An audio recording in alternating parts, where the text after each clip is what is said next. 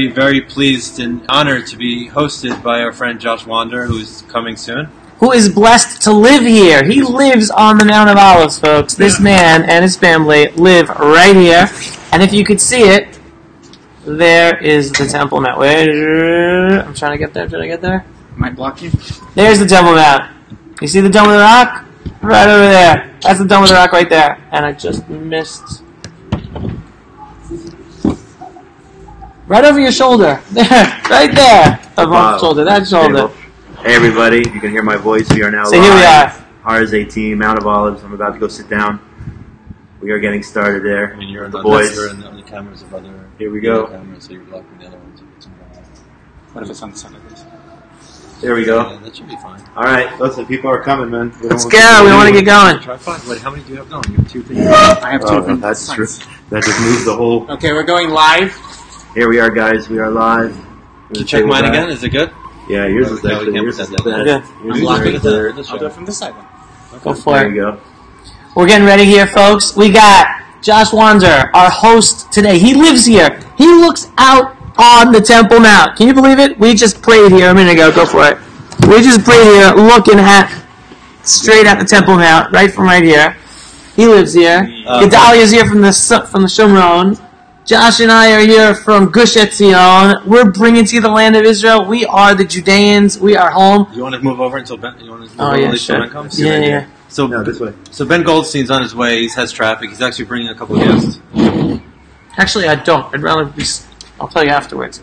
I'll move over when he comes. Yeah, we'll do it another time. Okay? One l'chaim for the road. The road. For the show, not for the road. Don't drink and drive, kids and adults. Time. You don't want to spill your drink. To a bright future for us all, everybody. A bright future for us all. I said the bracha Right. already. Let's go. So Josh, I'm sitting here on your balcony, and I'm looking this way. Everybody's seeing Har HaBayit, but I'm looking at a cemetery right here. This is the oldest cemetery In the world. in the Jewish oldest Jewish cemetery in the world. oldest Jewish cemetery in the world, and it's probably the oldest active one as well, right? It was consistently used for 3,000 years, with the exception of 19 years between 1948 and 1967, where it was under illegal Jordanian occupation. Not only did they not allow Jews to be buried here, but they destroyed over 45,000 Jewish graves on the mountain. That's crazy. How many Jews are buried there now today? Crazy. Approximately 150,000. Wait, and tell people what did they do with the gravestones that they destroyed, the Jewish gravestones that they destroyed?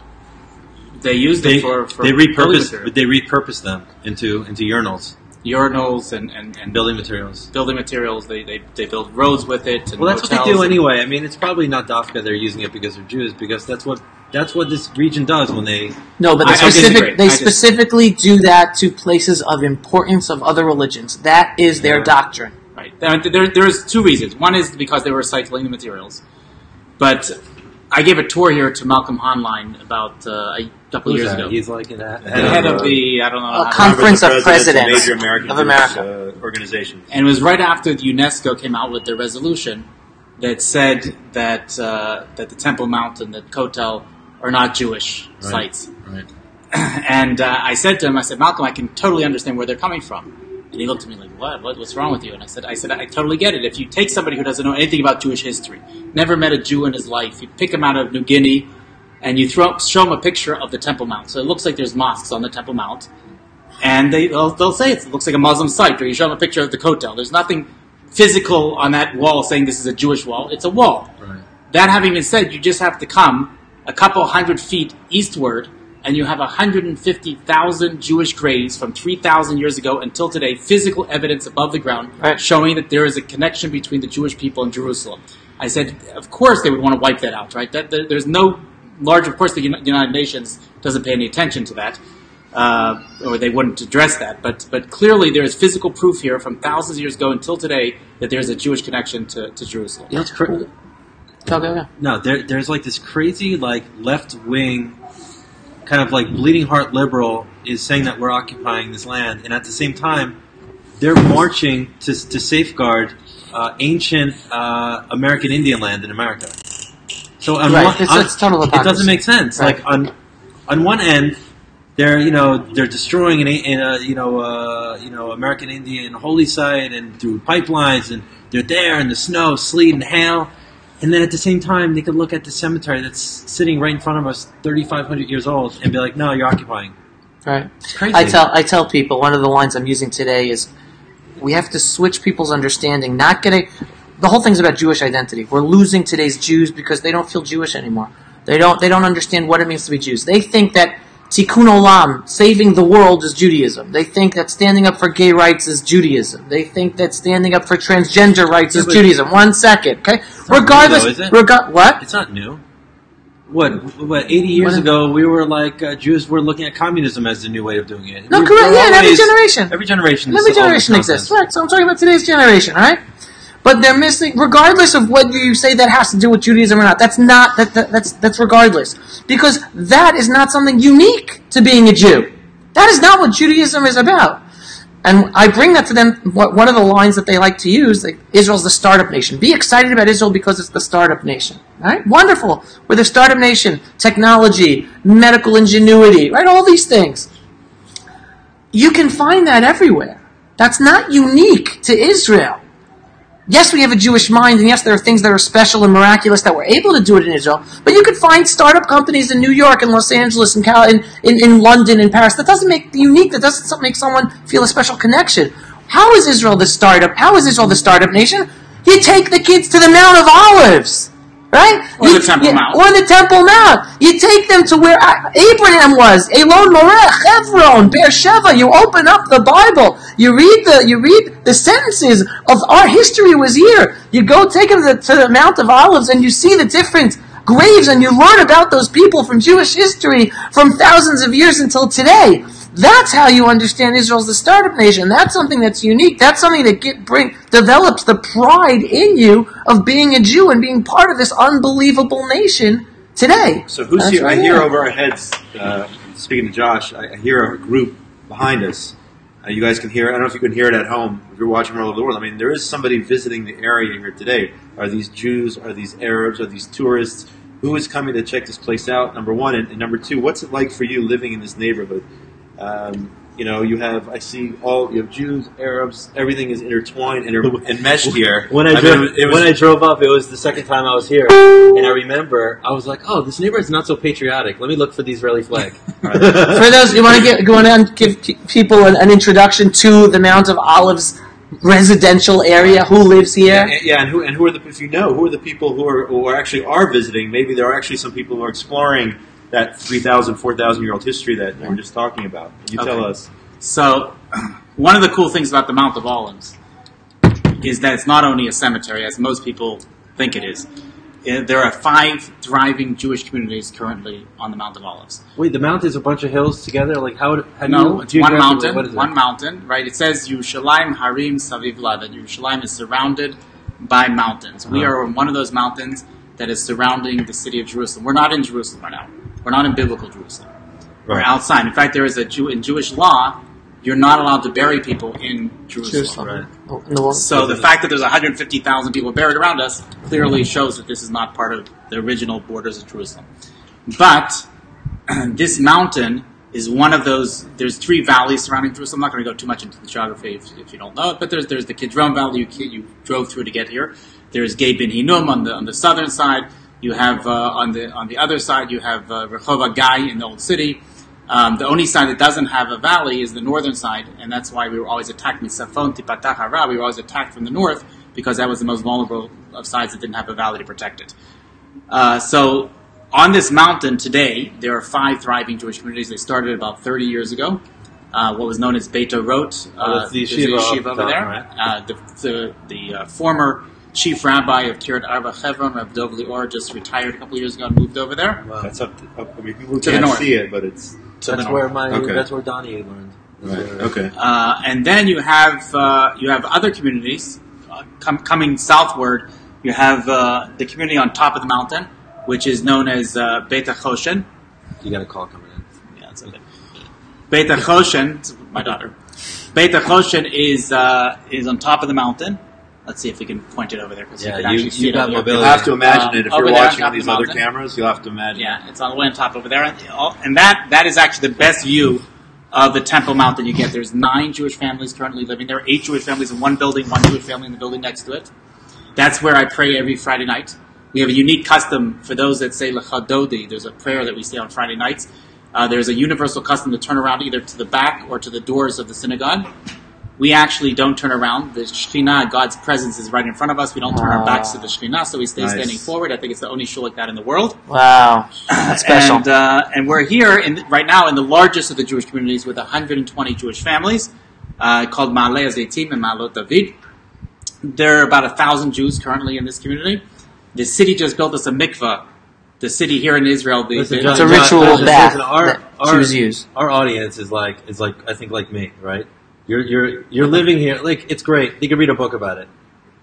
You know, they could read a book about the neighbors and everything like that. But you have a few dozen families living amongst pretty not so friendly neighbors, cousins of ours, the Arabs.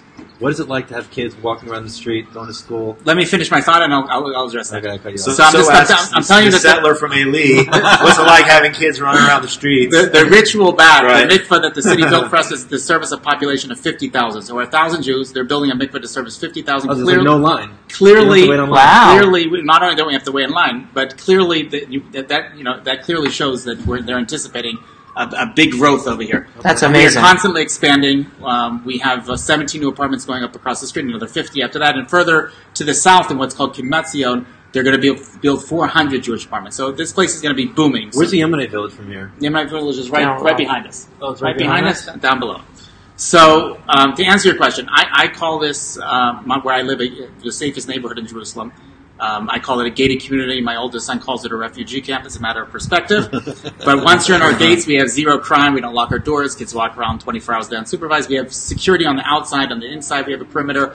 We have government security. Everybody here is armed. So unlike places like Har Nof in Jerusalem, where you can walk into a synagogue, start massacring Jews, and people are not aware of the threats, we're able to deal with them. We're very aware of our threats and able to deal with them.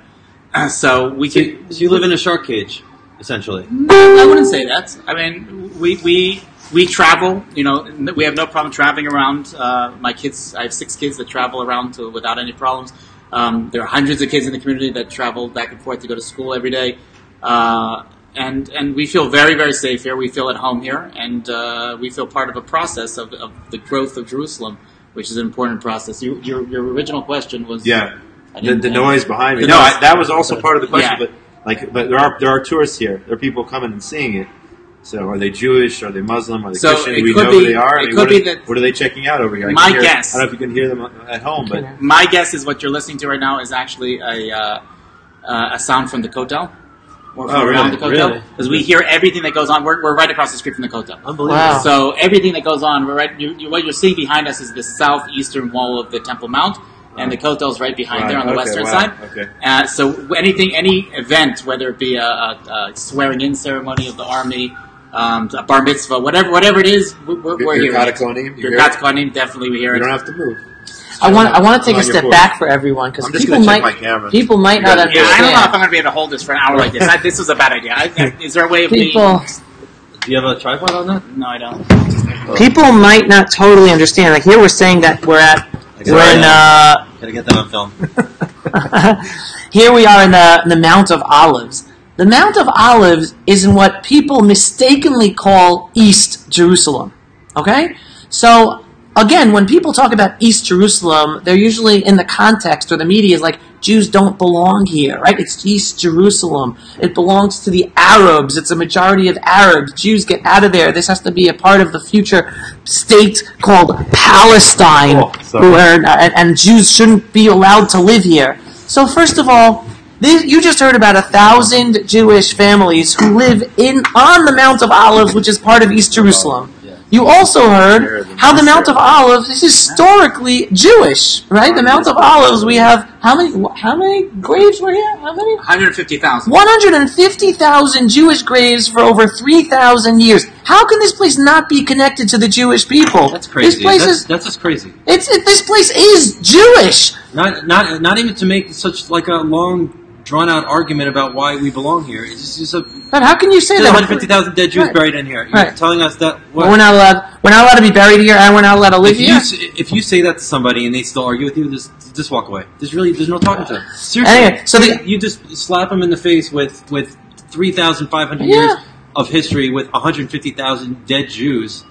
Okay. in the ground. All right. And that's it. Anyone who comes to my tours knows this, but I take people around the Mount of Olives, and I show them these ancient graves. In olden times, I'm not going to go too much in detail because.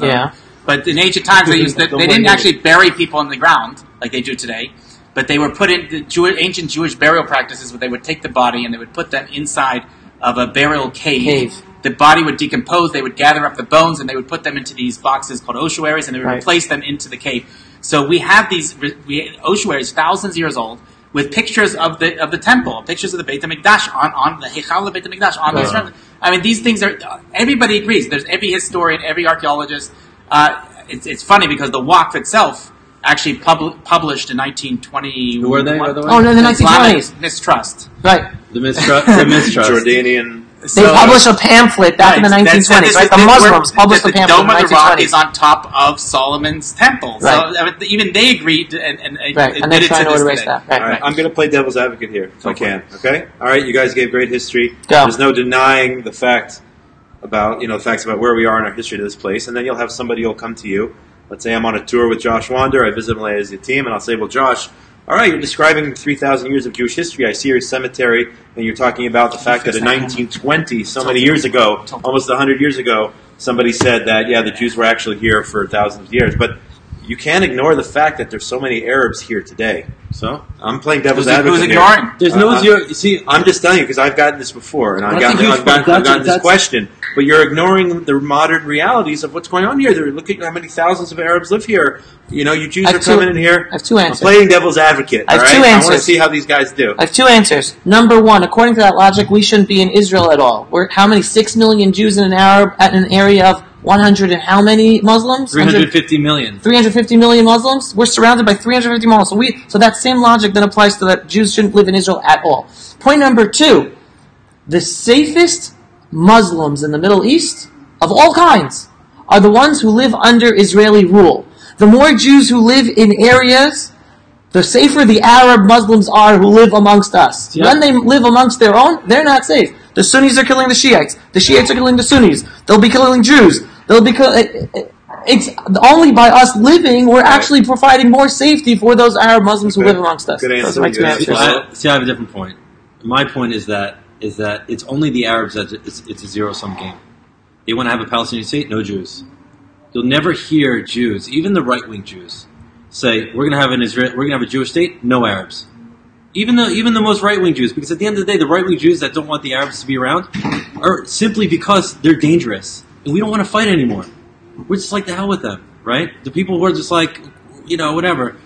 But at the end of the day, people need to understand is that just because we're here, it doesn't mean there's no zero-sum game. It doesn't mean because I'm here, you can't be here if you're an Arab. It's not in our psyche. That's not the way we're built. Okay, That's good answer. Again, devil's advocate, because those are questions, and I think it's important that we talk about. Do you agree? Questions that we get, do you agree questions that I get debating other people, and there has to be answers. Let's ask Josh what he thinks. He's actually living here, and the whole zero-sum game kind of idea. So, I first of all, I absolutely do agree that we can live in peace with our Arab neighbors, assuming that they understand that this is a Jewish state. As soon as they say that this is an Arab state, and we say it's a Jewish state, and then there's no negotiation at that point. You either have to come up with this stupid idea of a two-state solution in order to split us into two states, or you have to go to war. There's no other option at that point. If you're saying that this is going to be an Arab state, this is going to be a Jewish state, there's no discussion. As soon as they recognize, and I think a lot of them do, because you asked about me living here. I think a lot of people, even though they won't tell you on camera, a lot of them admit privately, your neighbors, my neighbors, that it's much better to be under Israeli rule. I'll give an example. Are they religious?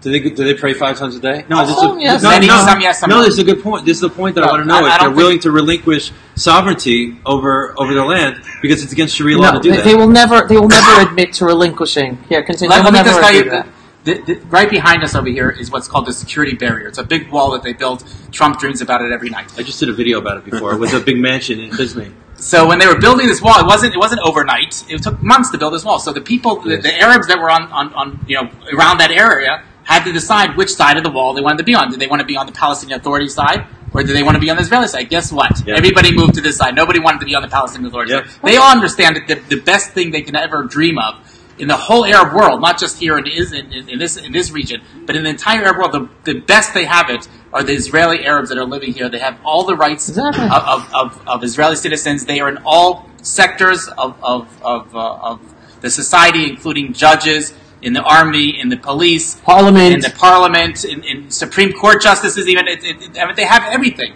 For them, for the ones that are in the parliament, now that you mentioned it, to actually get up and say that the lies that they say, to get up and say that this we are occupying and we are a terrible Jewish state that's occupying an area, that is just stabbing us in the back. It's unbelievable that we allow these people to be in our parliament. They also don't represent their own people. Most of the people don't even vote for them. They don't like them. I Right. like there's a video during the election when one of the residents of Nusrat drove up his car, one of the new MKs, the Arab MKs, was screaming that's in the camera, and the guy told him, "Get out of here, go home. You don't represent us. You don't have our interests in mind or whatnot." That's right. So I want to tie in what we're talking about to the Temple Mount. For those who don't understand, who can't see, we have to move these. the Temple Mount is right behind us. If you can see it, you can see the Dome of the Rock. The Dome of the Rock is right over there, right over there on some of these cameras. Okay, I'm going to tell you what the secret to peace is. Okay. All right. Oh wait, The secret to peace. The secret to peace happens to be directly, in my view, directly connected with the Temple Mount, right? And when I say peace, I'm not talking about the House of Peace. I'm not talking about a piece of paper that says peace between two leaders. That's never going to happen. The Muslims are never going to sign a piece of paper of total peace. It's not going to happen. I'm talking about true peace where we're living peacefully side by side with one another, with those who want to live in peace with us, because there are always going to be those who will never want to live in peace with us. Okay? What's the secret? First of all, to understand the secret, you have to understand what the problem is. We're not talking about a land conflict. We all know about this. We're talking about a religious conflict. It's all about a religious conflict. There's no political solution. There's no political solution. None. It's about Islam wanting to dominate the world and dominate over Judaism and dominate over Christians and dominate over everyone. Okay? That's what it's about. That's what it's about. Yeah. Okay? Long term, I think. Short term, I think that I think maybe it's nuanced, maybe for our audience, but I think we spoke about this once at other roundtable. Is that under Islam you can't convert out of Islam, otherwise punishable by death. The same thing is about land. So although they may have a world domination, they're not fighting for Iceland right now, right? They're not building they're not fighting for Iceland. What they're trying to do right now is get back what was in their hands in the past. Right. And so that's what But then they're going to go after Iceland. That's why this is a big center point, because it's not the actual space on the land, but it's a symbolism of building on top of the ruins of somebody else's holy site, which they do also in India. Pakistanians also do it in India, in the Kashmir district. Right, and they're dealing with the same exact problems. Right, it's dominating all what other. about in France and Spain? In Spain, the biggest mosque. Spain, the biggest mosque was built on a church. Right. Because Islam is about dominating and making sure according to them, they're the only true God, and all the other religions are fake gods and fake religions, and therefore they're about domination. And now we come to the secret to peace. The secret to peace is understanding the whole world, not just Israel. The whole world is in this religious war. The whole world is asleep except for Islam. Islam's the only one fighting this religious war. The rest of the religions are not fighting it. We, the Jews in Israel, are fighting it, but not as a religious war. We still haven't woken up to that. So why is the Temple Mount the secret to achieving peace? Because this place is ground zero for the acceptance of God in humanity today. And as we allow the Muslims to dominate the Temple Mount, they feel that they dominate over us. The only way to achieve peace is to finally give the message over to the Muslim world that they no longer dominate over us. So the way to achieve a peaceful coexistence with them is for the Jews, the state of Israel, to finally act as the sovereign on the Temple Mount, allow freedom of worship for all.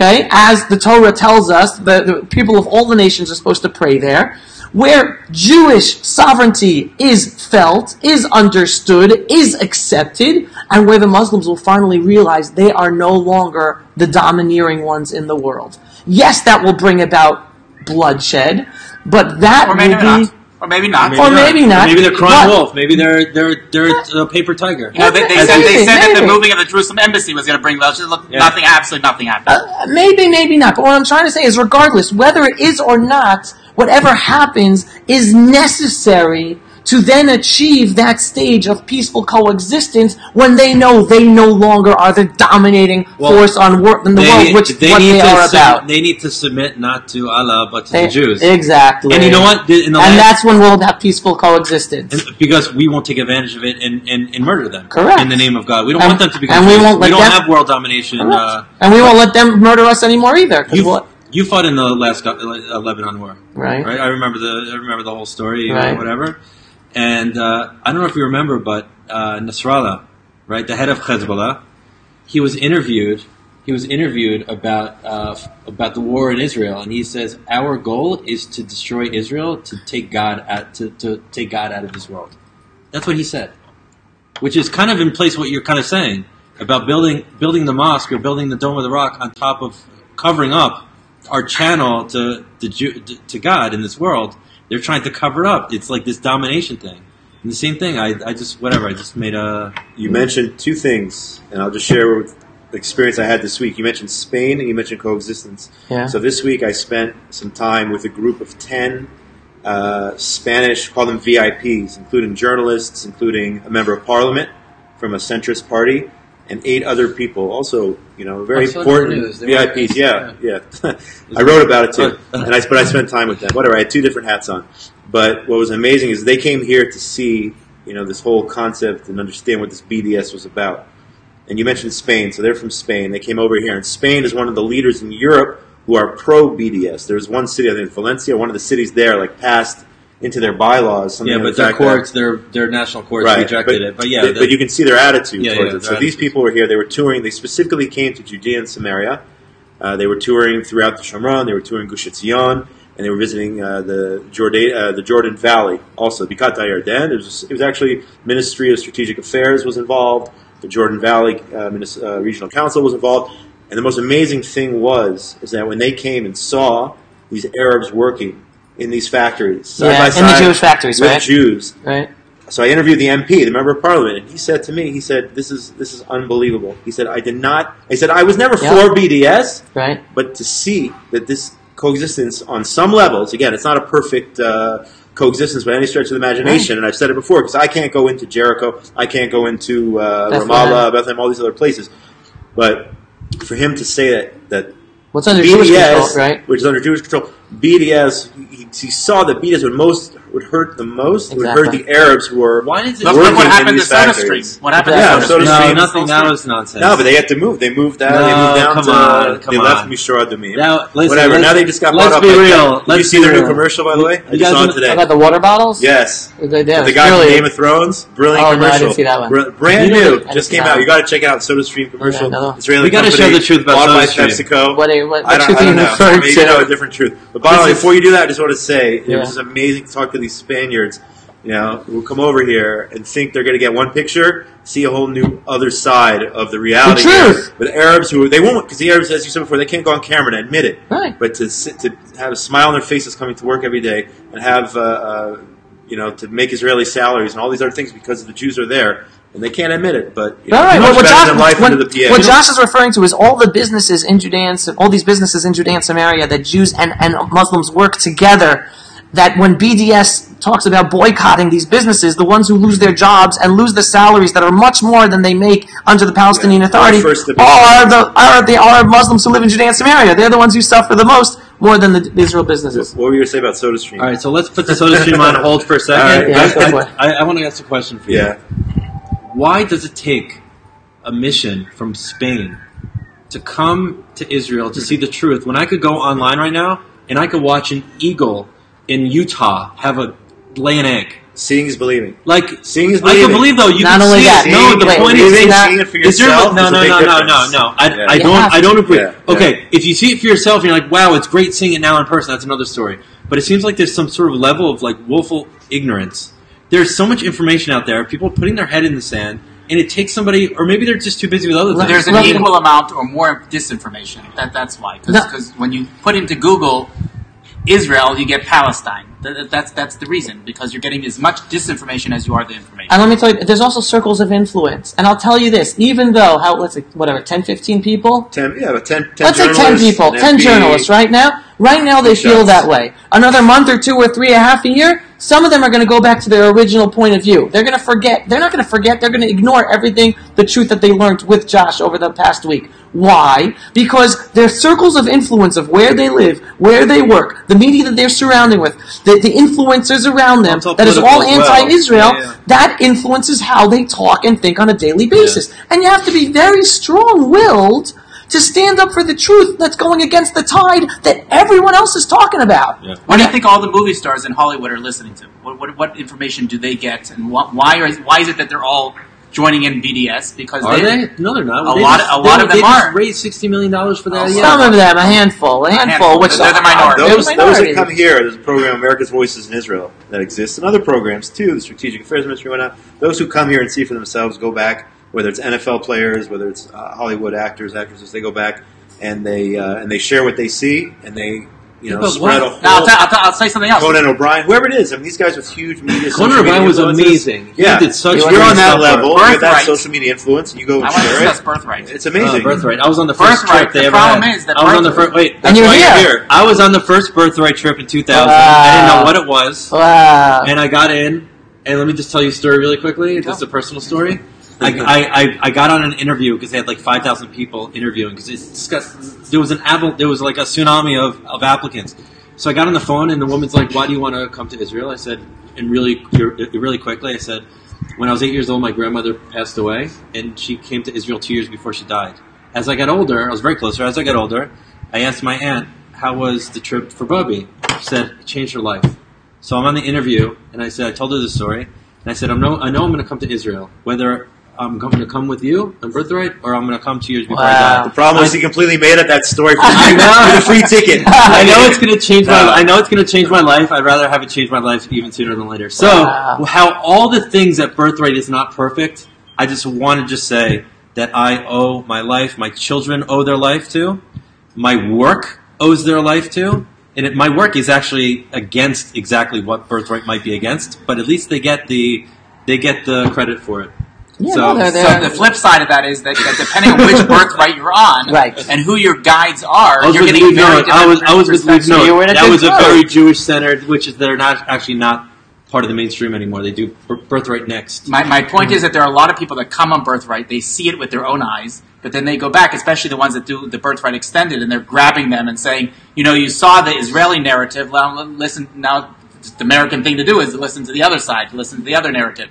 So they're brought into Ramallah and Bethlehem, and they're brought to these other places, Hebron, and they're shown the occupation, and all of a sudden, everything that they learned on Birthright is thrown down the garbage, and they move on back to Israel, back to the United States, and they've lost not only have they lost, they're worse than they were when they came here, because they're coming anti-Israel. They came maybe with So are there Birthright Extender trips that share the reality that you don't see on, as part of the Birthright? Are we your still computers on still on it? Did you see, by the way, speaking of Birthright, these two kids in you see these two kids South in South Africa? Wow. They pulled a Kaepernick. You know what a Kaepernick is? Yeah. They kneeled. They pulled a Colin Kaepernick.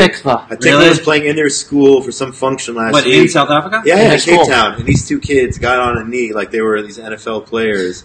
I mean, these are kids that they got in some sort of punishment, not for I mean, because of what they did, but it was a punishment. Apparently, it was like an educational punishment. I don't know what that means. We don't know what that means. There was an article about in the paper today, but these kids got on one knee. I mean, they need some sort. I don't know if South Africa has a birthright or whatnot. They have a very terrible situation there.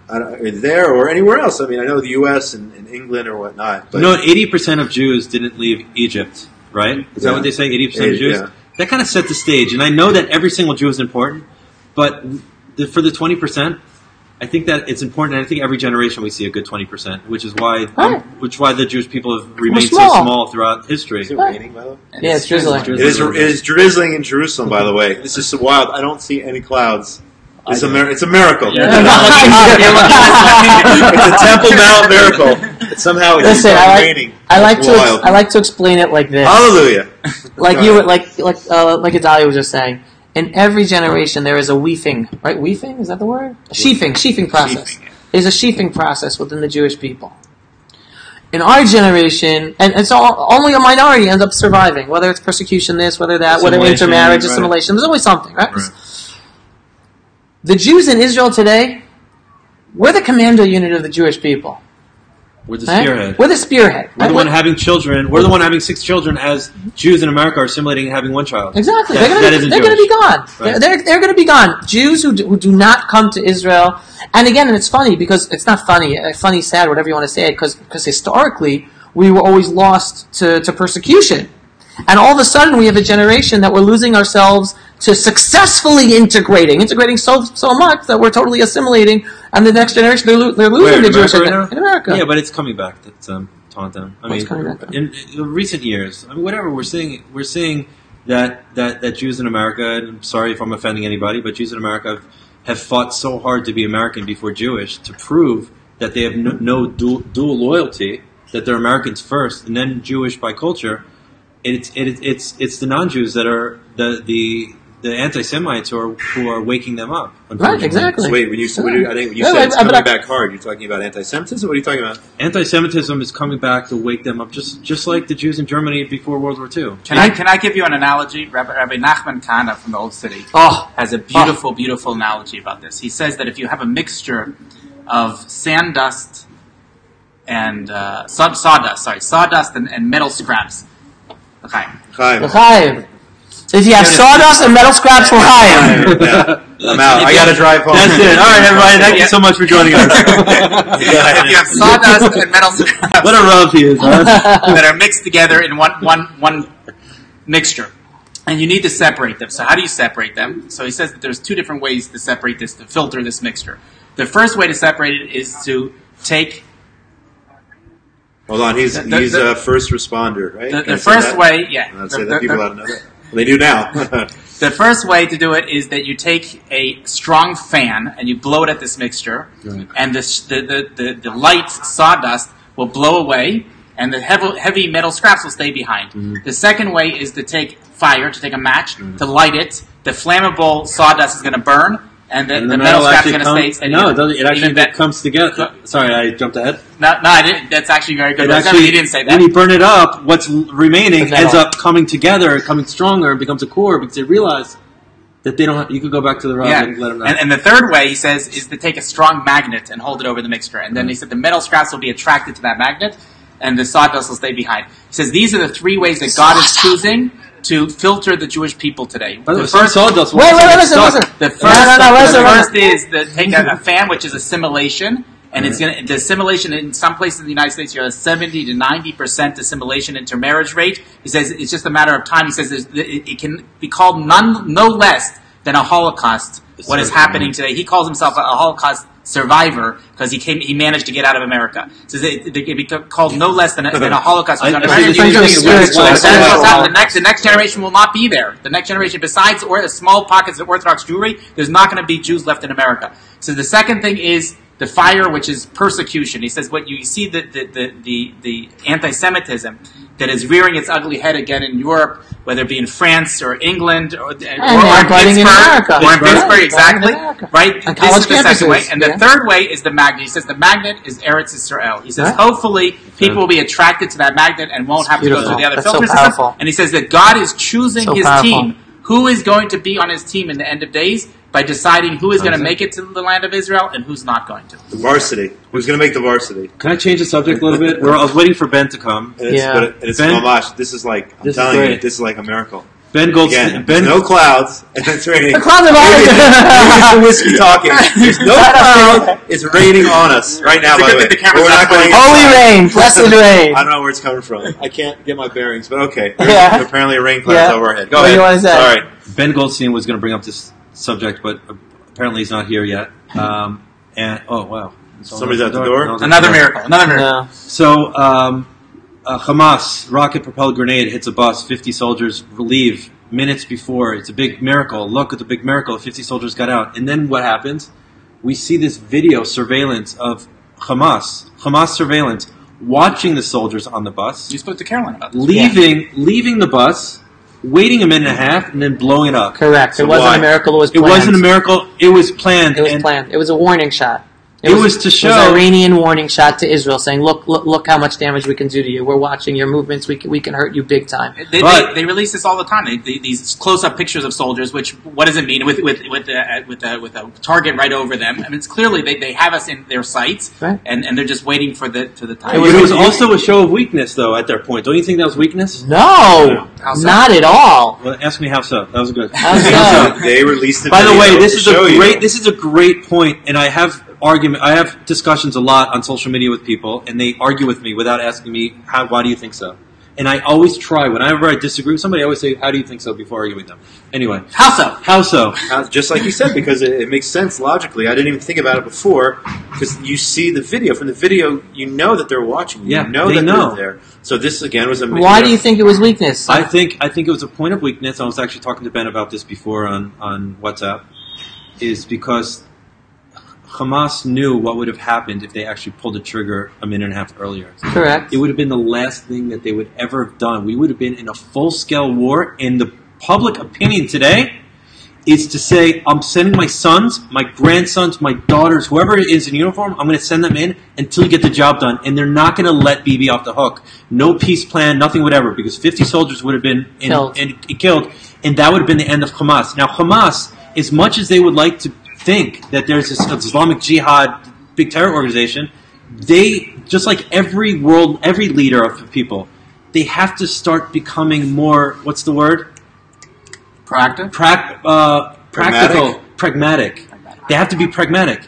It was so impractical for them to do what they know that they could have done, because that would have been their suicide wish right there. And their own people, that they're double speaking. We're going to kill the Jews, we're going to kill the Jews, you have a chance and you didn't do that? For the people on the ground, and Ben was telling me, it's like people on the ground are saying this. People on the ground are looking towards Hamas and saying, you guys are weak. You had your chance, and now you're showing off that you could have done this, but you didn't pull the trigger earlier. So both sides lost. Both governments lost. I accept the logic. I wish it would not take something like that. I mean, you would think 500 rockets on civilians is enough to destroy Hamas. And again, I actually am completely against sending our soldiers into harm's way back in Gaza. I said this on this show before. I say you turn off the electricity, you throw away the keys, you lock it, and that's it. And that's it. Let them deal with their own leaders. If they don't like Hamas, who they elected to power back in 2007, if they had enough of Hamas, who's not giving them electricity, who's hijacking their humanitarian aid for their own rockets and for their terror tunnels, turn off the electricity, stop with this. As these 500 rockets were being sent in, we freaking sent...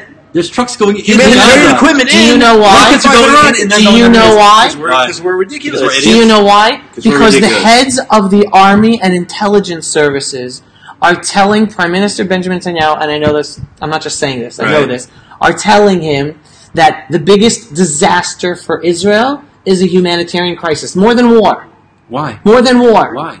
I can't tell you why they're saying that. I know they're saying it because of all of a sudden we're going to be crucified by the world. Is it political? No, because then that will allow all of the that will allow for hell to break loose on Israel in every way. That's kind of what I interviewed Dan Diker this week. That's what they're telling you. They're more afraid of humanitarian crisis in Gaza. Right. So why don't we build a big cement wall around Gaza, except on the southern border where Egypt, and let them do whatever they want? And guess what? They can't plant bombs anymore. My bottom line is, I made all the... I disagree. I disagree. I but in it's 2002 when we had Operation Protective, whatever it was called. Whatever it was in 2002. Who knows? Protective Edge. Protective Edge. No, 2002 after the suicide bombing in the Park Hotel. 29. Chomat Magen. Chomat Magen. Protective Edge. 29 Jews murdered. Yeah. And then afterwards we took action or whatnot. But we had these incidents where Israeli soldiers were going door to door and were getting killed left and right in Jenin or whatnot. Mm-hmm. And then we had what happened in Sajahia in Gaza. And I can't even tell you, the Lebanon War, the other two Gaza operations, all this stuff. We're sending our soldiers in, and instead we're dropping these warning bombs over their heads so the Hamas people know to get out. Good. And then we have, beautiful. We're dropping these bombs on empty buildings or whatnot. And then when you send the soldiers... the other. I'm not sending soldiers in to fight these battles. Victory is not the strategy. So you just brought up the other Achilles heel for our leaders to decide to go to war, because the ones who are calling the shots on any war we start are not the generals; they're the attorney generals. The army Right. right now is run by, and By the American lawyers. army as well. And how do you fight a war army run is by now lawyers on run one by side lawyers. and terrorists on the other side? Exactly. So they're afraid to go Yeah. in because they know that even if whatever they want to try to do is going to be held back by the JAGs. Yeah, but why are Military military prosecutors lawyers? and whatnot. Yeah, but why? I hear what you're saying, and I say it's sad, and I don't accept it. I know. I hear what you're saying. I know. Yeah. We have to overcome Yeah. it. Why are we Sure. held? Why are we held to the international legal standard of war when the people we're fighting don't recognize it It's all? not even an illegal standard of war. I have no clue where these rules came from. They're made up over the years. There's no historical legal standard of war. Even the Geneva Convention. Even if you want to say the Geneva Convention, whatever it is, right? Let's just say that there's a moral standard of how you fight and engage people. For instance, you're supposed to fight in uniform, right? Whatever. That's a nonsense. Whatever. That's one of the rules of engagement. Yeah. And so on the other side, we have Hamas, who is hiding in civilian populations, and we're meant to... We can't do anything. It's like playing a soccer game where one team's playing soccer, the other team's playing rugby. Right. And no, you have to keep playing. You can't use your hands. You have to only use your feet, and you're not allowed to check. You're not allowed to have any body contact. And the other side's playing rugby. We can't win. It's impossible. Right. That's the catch-20. That's the catch. The only way we're going to win militarily is if finally we have a leadership who says we have to protect and do what is necessary to protect and screw all these It's willing to pay the rules. price to the international community. Exactly. Well, do you think Naftali Bennett, who's Josh, you would know. You're involved in government. You understand what I'm a goes. central committee man, so I'm going to pass on that comment. For which party? I do Did not- say which No, party? we have to talk. Jewish We have to party. talk. Politics. Okay, Naftali Bennett. We're going to talk about Naftali Bennett and Wait, Baitudi. but Everybody, this is got one of really the- loud. Oh yeah. Our neighbors are praying. They're not praying. Mincha. They're not praying. What do they do? They're Five calling times a them day. to First of all, prayer. this is the city of the yells and the bells. We hear it all the time. But besides that, let me just The yells and the bells. For Jews, we say any blessing that we say Baruch Atah Hashem. Yeah. We immediately make a connection between us and God, and we create some sort of interaction, some sort of dialogue between us. What they're doing is they're saying Allahu Akbar, God is great, He's merciful. They're using not adjectives talking that to- describe Him, I hear but ya. they're not speaking to Him. They have nothing in their theology that they're speaking to God. They're describing God. They don't have the right to speak to God. So what they're doing 5 times a day, although they call it a call to prayer, is actually not prayer as far as Jews are concerned. But okay, Interesting. I mean, it doesn't really technically mean Allah is the true. Doesn't it mean Allah is the true God? they're speaking about Him. Right. They're not the It's true a third one. person. They don't have like a direct Right. relationship. Correct. essentially. Correct. And in the 5 times a day, it's not praying. It's Different speaking than about out God. there. It's speaking about God. Okay. By the way, if my name Gedalia was in Arabic, my name would be Allahu Akbar. Right? Gedalia Oh, means God is God is great. great. God is great. Nice. That's true. You wanted to go politics? Let's go politics. Okay, so politics. for anybody who doesn't know, Avigdor Lieberman, who lives in Nofdim. Nofdim, which is Gush Etzion, an baby. eastern Gush Etzion, quote-unquote, settlement, deep in the West Bank. Deep. 10 minutes from Jerusalem. Yeah, right. Yeah, by the way, anybody who thinks anybody who sees deep in the West Bank in any publication, just understand that to drive from one side to the other is about 40 minutes. Get your map out before you At the believe longest, deep. at the Okay, longest. can I That's, just say that's something? just the length. The width is I have to say 15 something. minutes. We are right now deep in the West Bank. You're right. Not understand, we are in the middle of East Jerusalem, and this is considered by the world as deep in the West Bank. Even though Ben Yehuda is about 12 minutes from here, Ben Yehuda Street. So go. So apparently this chatter, not more than chatter, Avigdor Lieberman, the former defense minister as of yesterday, came out publicly saying that Bibi Netanyahu was tying his hands, and he wasn't able to do the job, and therefore, if he's not able to do the job, he's going to leave. And so here comes Bennett. our savior, Naftali Bennett, who's been an amazing education minister. If anybody who has kids in the school system is very, very happy with him. And Ayelet, who's And been Ayelet amazing Shaked. Justice The Minister. best justice He's minister just ever. minute, which, in my opinion, sorry, but if she wants a political future as prime minister, she needs She to will. switch back to Likud. Right. Sorry. Sorry. We don't have to agree here. We don't agree with that. We don't all have to agree. Yeah. But Naftali Bennett, what he said that the government right now is very fragile, that the government is made up by numerous parties, and they need to have a majority in order to be Yeah, a so they have a government. majority of one right now. So the majority 61. won. So Naftali Bennett sees his opportunity, says, I want defense minister, as like I would love him to be defense minister. And of course, Bibi Netanyahu and Naftali Bennett used to work very close together, and maybe too close that they don't like each other personally. So hopefully they could get together professionally. But I don't think that Bibi Netanyahu is going to be so quickly to to hand over the portfolio. They're meeting apparently tomorrow. No, Are they? they're meeting tomorrow. I think they're meeting tomorrow. I think Figure Kaplan out already said what happens. today. But all this is unfortunately again. Going I back think you to missed Gaza, the point. I'm sorry. Go ahead. You just missed the main point, which is that unanimously the Jewish Party members Jewish of Home Knesset, Jewish Home Party, Right. they said that if Naftali Bennett does not get the ministry, They're leaving then government. they're leaving the and we're government. going to go to Elections. elections. and Elections. that'll But- make the coalition fall. Yes, but that's the first. That's the first requirement. The second requirement is for Naftali Bennett, knowing what Avigdor Lieberman was just saying. He's saying, "Don't you dare don't even put the cuffs back in your locker. Like if I take this, I will take this position, and you're not going to put the cuffs on me. I'm going to rule. I'm going to lead the military in the most moral In some way." background, Victor Yeah, Miller. I don't know if Lieberman was ever even in the military here. No. But No, but he was a bouncer in Russia. But Naftali Bennett was in an elite force here in the Yeah. military, Yeah. a commander in the elite forces. Does that help a lot or hurt? What does that do? It As- depends as- upon the Give you person. Because you see- Depends credibility. upon the person. As far as defense minister, when the military looks at their civilian counterparts and they look at the defense minister, they look at them differently when they're coming from a military background. When they understand the same jargon, they understand the same, they're speaking the same language, as opposed to some guy who was a bouncer in Russia. I don't know what it was, right? Whatever he was, they're not speaking the same. I know he plays Close. tennis. I've seen him play tennis. really? Yeah, I've been on the next Listen, court. from- Been on the court next to him. But my problem is that we are. Yeah, he's a great tennis player. My problem is we're talking politics, right? We just had 480. What is it? 460, Rockets. 480 465. rockets 2 days ago.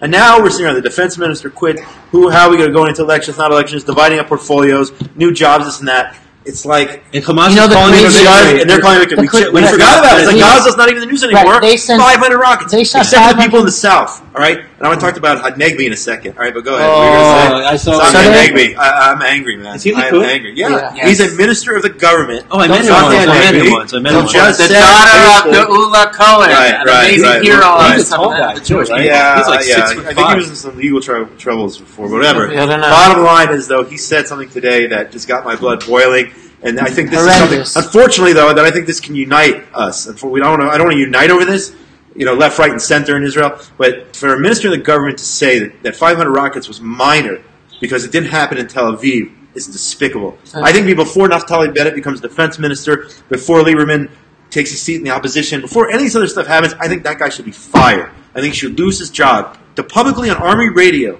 say that the residents of the South, essentially, are not as important as the residents of Tel Aviv, and it's only minor because it I was wasn't- thinking tarred and feathered and So- sent to State No, Road. I'm but not going okay. to say. I'm not going to incite any type of.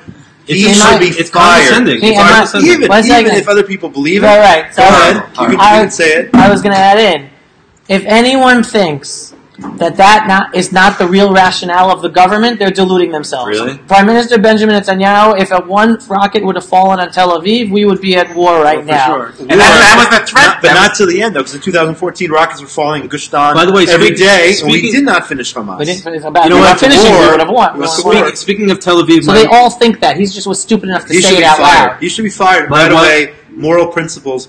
Somebody to say your blood isn't as thick as somebody in Tel Aviv. You don't bleed as red. You don't suffer as much. These kids don't even have. I've spent 3 years in Sderot working there. These kids don't even have post-traumatic stress disorder because it's never post. It's been 17 years of this. Oh, you know what? Entire You know what generation. you're doing? I was It's just ridiculous. I was That just- guy should be fired. That's crazy. Who was I All just? due respect to the minister, he should be fired. Who was I? I was just talking to somebody recently, and they told me, you know what part of the first response unit is in the South? It's unbelievable. Only in Israel, the first responders are child psychologists.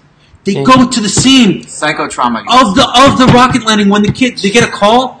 Yes, they get the paramedics, whatever. But for psychological, they get there right away because they find studies have shown that if you treat it right away. It's better. But what the hell are we doing? It's like building these walls and rattles. We're not dealing with the problem. We're just Band-Aids. constantly, Band-Aids. and then we go out to the world and say, "Look, we built an Iron Dome. Let's sell it to the world. We're going to make millions. Look, we could shoot a rocket out of space, out of the air." And all these other countries are saying, "Why would we buy that?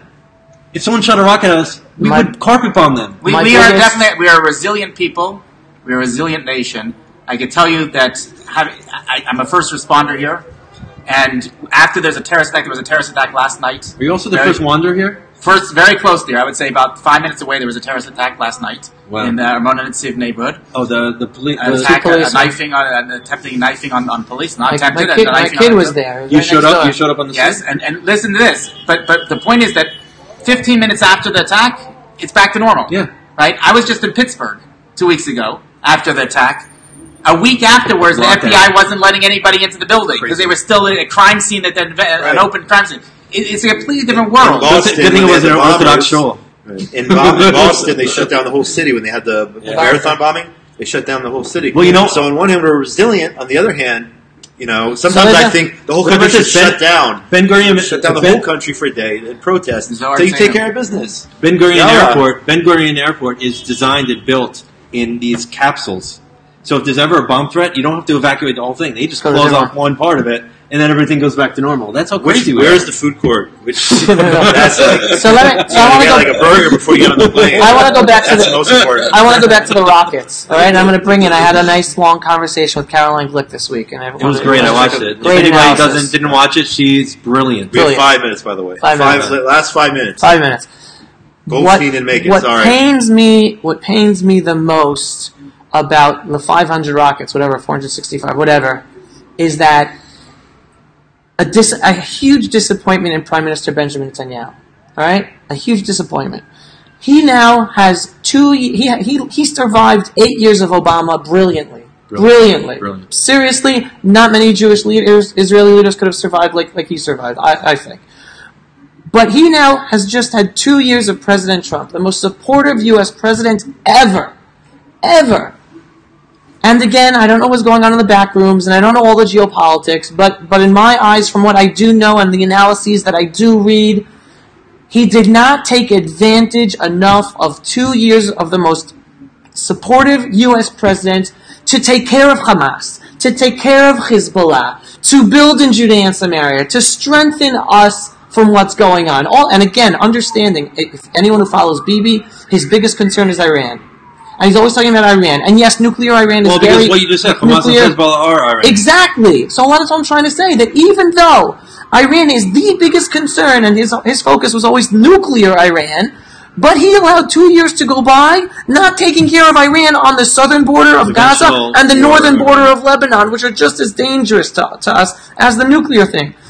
And here we have the U.S. Congress, the House of Representatives, flipping to the Democrats. The situation is not going to be easier for us. Now it's going to be harder for us. Now, again, this is what Caroline Glick was talking about, with Russia now siding with Iran. The situation is going to be harder for us. Meaning, as time goes on, and yes, I'm optimistic, we're going to survive this. But as time goes on, the situation looks like it's getting worse and worse and worse. And Bibi keeps on kicking the can down the road. Deflecting, pushing it off, and meaning, if we could have gotten rid of Hamas and Hezbollah years ago, it would have been it's going to be painful no matter when. It would have been easier. We're not doing it now. It's going to be more painful next week or in 2 weeks or next month or next year. That's my biggest disappointment in the man's life. Vote for Bennett then. Can I say one thing? One thing. Somebody was discussing this with me online just today.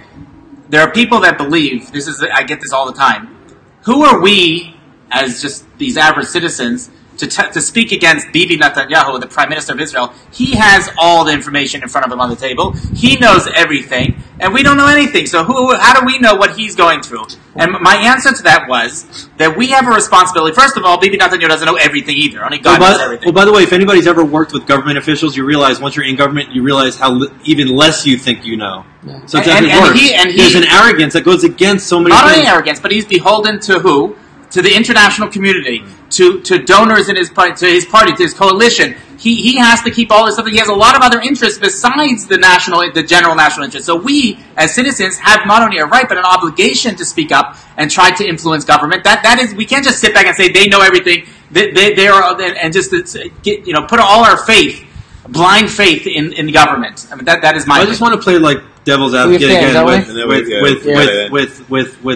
Bibi Netanyahu. By the way, he said the other day. When I have a positive from talent, yeah, go. He actually said the other day, which I didn't really like so much. He said I would resign today if there was somebody that would be able to take my place. Right, that's one. I didn't like it.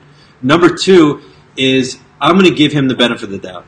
Okay, because if you're in the middle of a storm, in the middle of the sea, and you're captain of a ship, right, and your crew is saying, all right, I'm going to go to bed. I'm going to go down underneath, and I'm going to go to my cabin, go to sleep. They wake up in the middle. They wake up in the morning. They come out and they realize, they look at their maps. They're exactly the same places they were in the morning, and they're on a journey. Why are we going anywhere? They're going right, but they're sleeping. But there was a big storm going on. I think Israel is as we're getting stronger, our ship is getting bigger. The storm is drawing up more, and the captain of our ship, to give him the benefit of the doubt, has a very, very complex job to do. And the fact is, and you say this all the time, Israel is the greatest place in the world to live.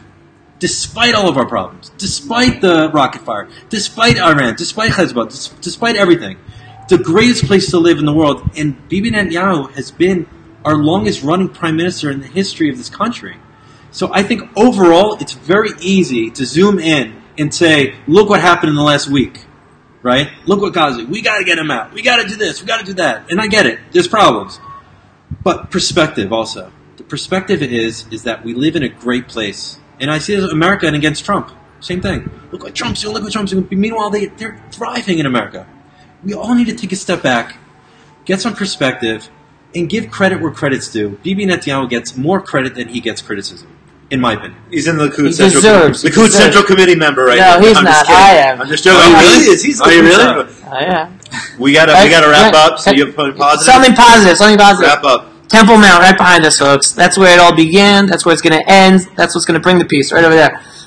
If you have not gone and done the virtual reality of the temple, go do it. What is it? The virtual reality of the temple is called Mabat al-Avar, a look at our past. It is right at the Western Wall.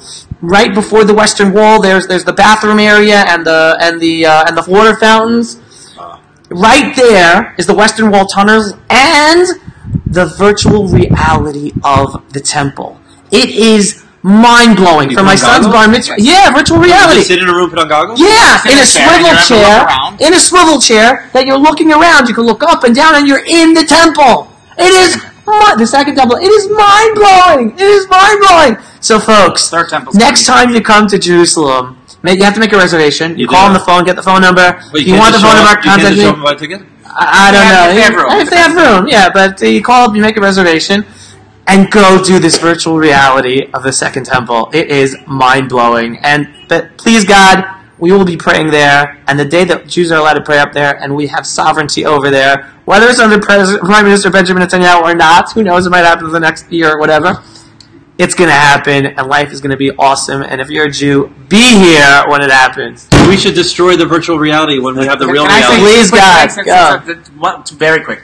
First of all, I wanted to make this a point to you privately, but I'm going to make it public, but not to you personally. No. Okay. Watch the F-bombs. But all these round tables are being done in memory of our dear friend Ari Ful, Hashem Yikom Damo. And I think it should be mentioned on all the flyers that we do in small print, at least underneath, that it's in memory of Ari Ful. Yeah. I think it's important to mention him at each of these round tables. That's number one. Number two, I just started, and I have to beg forgiveness from Josh. I just started something online called the Josh Report. No competition. JoshReport.com, and we're going to be sending out messages like we're doing here. We're going to send out messages. It's an email. I'm afraid there's actually, and I just got today, a message that Israel Rising, does anyone know about this? Yeah. Yes, was taken down. Really? Not political at all. 65,000 followers. Thousands of dollars put on advertising, just taken down for no reason. I mean, he was just doing different Torah. He wasn't even doing political. $26,000. Unbelievable. And so we cannot be dependent on Facebook anymore. We have to start, having our own lists, and this is the first step. And I hope that people will join me on JoshReport.com. I will. Thank you. I'll join. Thanks for watching, everyone. Shalom from Jerusalem. Holy Jerusalem. Yeah, let's do a quick review. Hold on. Past the